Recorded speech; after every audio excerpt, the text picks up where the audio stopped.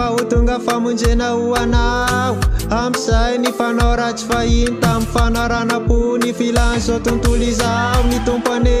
minitsinjery ny androny tsy fahalalanao satria tiny tsisy overy ka raha izo tompo sy mpamonjinao fizay rehetra nanatonazy tsy mba nilaviny nalana vavy tsy nisy tsy niraisiny ny famonjeny efa nomeny anjaranao ny mandray fizay rehetra nandray azy nomenery ho tonga zanaky ny ray ny famonjeny efa nomeny anjaranao ny mandray fizay rehetra nandray azy nomenery ho tonga zanaky ny ray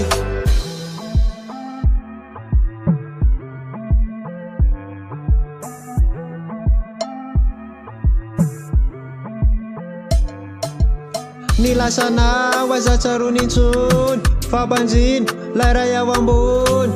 hevery ny fitiavany anao fanzana mihitsy nefa maty amonjy anao ny anjaranao manamafy ny finoany mba homendriky amin'ny fiantsony tsy merikerike etsy seroa fa manadininy any arina manatratrany eo aloha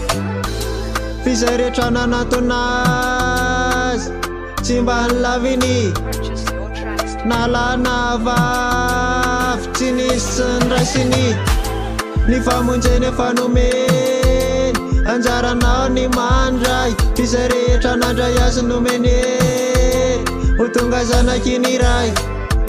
ny famonjeny efa nomeny anjaranao ny mandray fizay rehetra nandray azy nomenery ho tonga zanaky ny ray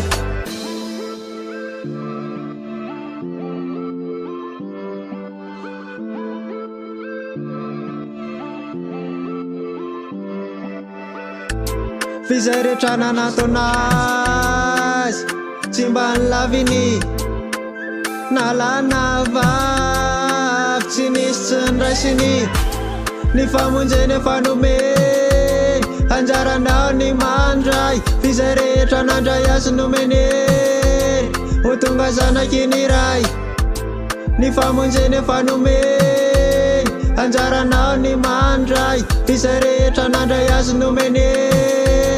ho tonga zanaky ny ray